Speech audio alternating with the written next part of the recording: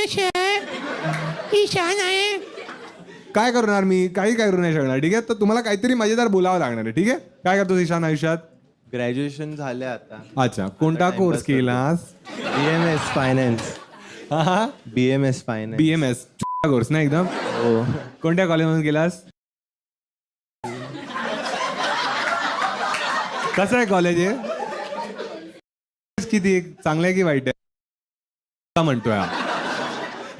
चांगलं नाही आहे कॉलेज? तुला काय वाटतं चांगलं कॉलेज होतं हे?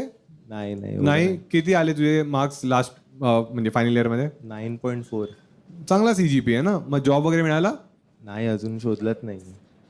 कॅम्पस प्लेसमेंटसाठी कंपनी आली कोणती? माहित नाही.